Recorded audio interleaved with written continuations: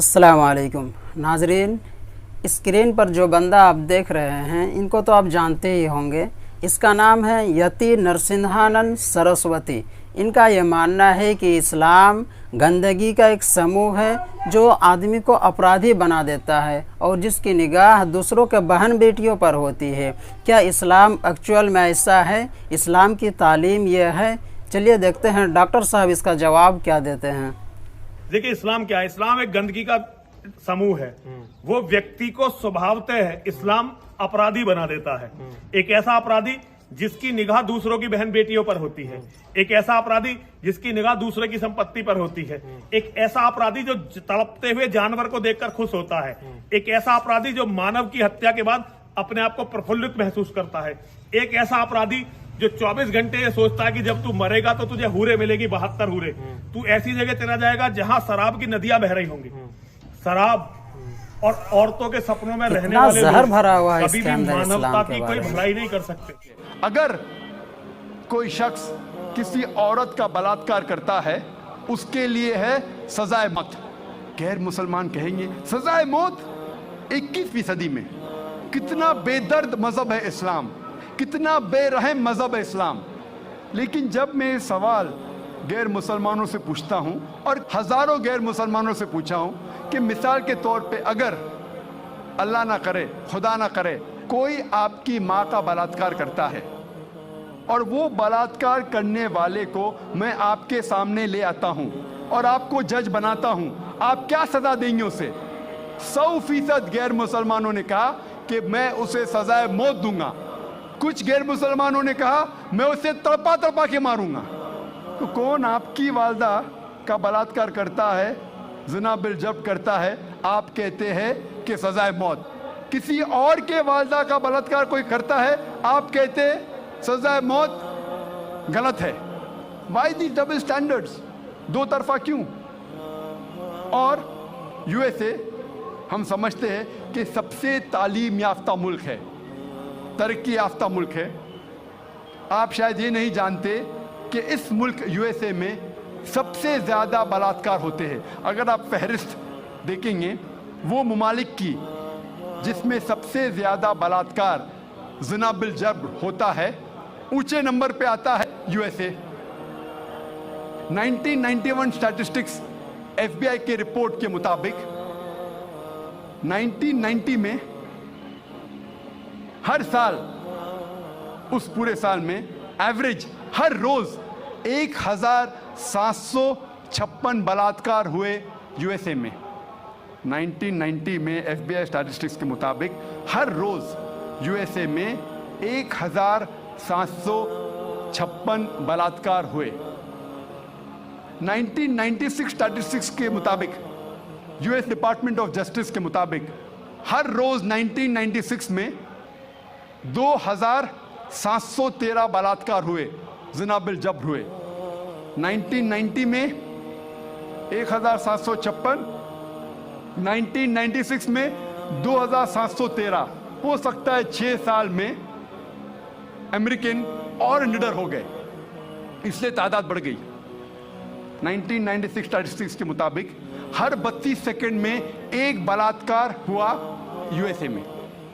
हर 32 seconds. हम यहाँ तकरीबन 2 से 3 घंटे है इधर। इस 2 घंटे में 200 से ज्यादा बलात्कार यूएसए में हो चुके होंगे। जब से हम यहाँ हैं, जमा हुए हैं 2 घंटे से, 200 से ज्यादा बलात्कार यूएसए में हो चुके होंगे।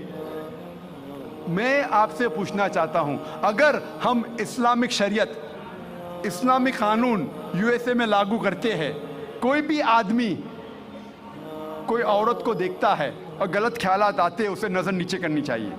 उसके बाद औरतें इस्लामिक लिबास पहने, सारा बदन ढका हुआ होना चाहिए, सिर्फ चेहरा और हाथ कलाई तक दिख सकता है।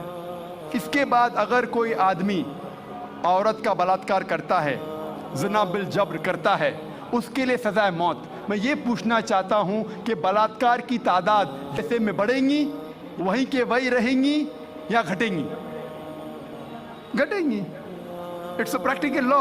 आप जहाँ भी इस्लामी कानून लागू करेंगे, इस्लामिक शरीयत लागू करेंगे, चाहे वो यूएसए में हो, कनाडा में हो, यूके में हो, हिंदुस्तान में हो, सऊदी अरेबिया में हो, सिंगापुर में हो, जहाँ भी आप लागू करेंगे फौरन आपको रिजल्ट्स मिलेगा, फौरन उस देश में रहमत हो जाएगी।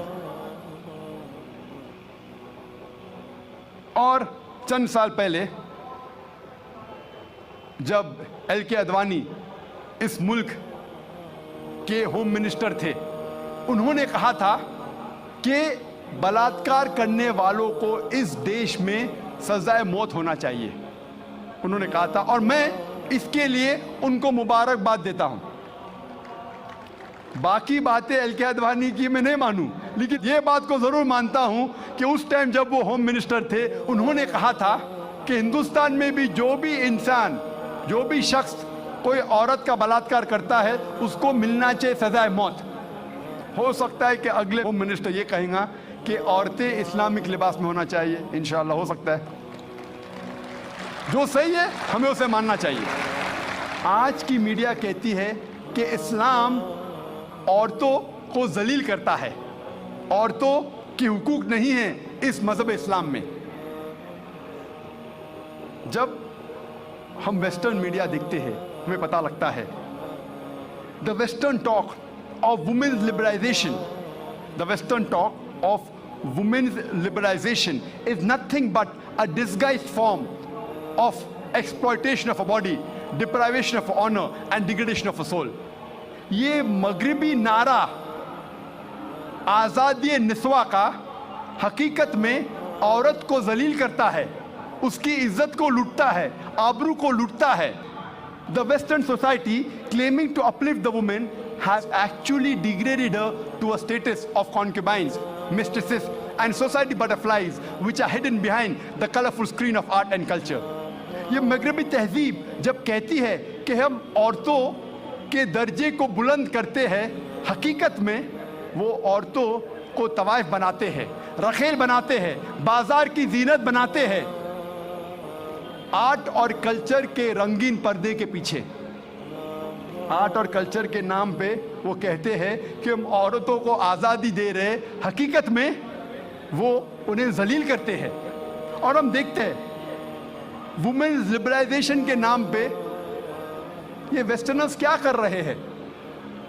आप देखेंगे अक्सर एडवर्टीजमेंट में आपको औरतें मिलेंगी। जो चीज औरतें इस्तेमाल नहीं करती उसमें भी औरतें मौजूद है। मिसाल के तौर पे आप अगर मोटरसाइकिल की ऐड देखेंगे, कितने खवातीन, कितने औरतें दुनिया में मोटरसाइकिल चलाती है, कितने, फिर भी मोटरसाइकिल की ऐड में आप औरतों को देखेंगे। एक बहुत फेमस ऐड थी, मुझे किसने कहा था, BMW मोटर गाड़ी की। ये गाड़ी है BMW, जो नौजवानों में बहुत फेमस है, बहुत मशहूर है। आमतौर पे मर्सिडीज को माना जाता है बहुत अच्छी गाड़ी, लेकिन नौजवानों में BMW, वो और तेज है, उसका पिकअप अच्छा है, तो नौजवान पसंद करते हैं BMW गाड़ी, और तेज और पिकअप, वेरी फास्ट कार। तो मुझे किसने कहा था, एक मशहूर एडवर्टीजमेंट थी BMW की। उस BMW के आगे उस एडवर्टीजमेंट में एक औरत है बिकिनी में, उसके बदन पे बहुत कम लिबास था बिकिनी में, और वो ऐड में लिखा था, वो गाड़ी के आगे खड़ी थी वो औरत बिकिनी में, और एडवर्टीजमेंट में लिखा था टेस्ट ड्राइव हर नाउ, उसे घुमाओ और देखो अभी, किसको, लड़की को या गाड़ी को। ये मगरबी तहजीब उनके माओ को बेचती है, उनके बेटियों को बेचती है, उनके बहनों को बेचती है। हम इसको बिल्कुल गलत कहते हैं। हम नहीं चाहते कि हमारे माँ, हमारे बहन, हमारी बेटियां बाजार की जीनत बने।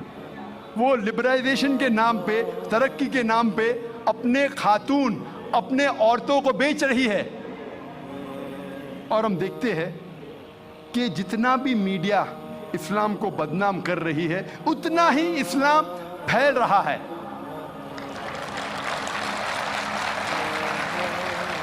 आज सबसे ज्यादा फैलने वाला मजहब सारी दुनिया में नंबर 1 इस्लाम। यूएसए में सबसे ज्यादा फैलने वाला मजहब इस्लाम, यूरोप में सबसे ज्यादा फैलने वाला मजहब इस्लाम। और जो गैर मुसलमान इस्लाम कबूल करते हैं उनमें से 2/3 हिस्सा औरतें हैं। 2/3 ऑफ देम आर वुमेन। अगर इस्लाम औरतों को जलील करता है तो औरतें इस्लाम कबूल क्यों करते? ये अमेरिकन औरतें इस्लाम को क्यों कबूल कर रही है? ये यूरोपियन औरतें इस्लाम को क्यों कबूल कर रही है? क्योंकि वो जानते हैं कि औरतों के मसाइल का हल इस्लाम है। वो जानते हैं कि औरतों के लिए रहमत है इस्लाम।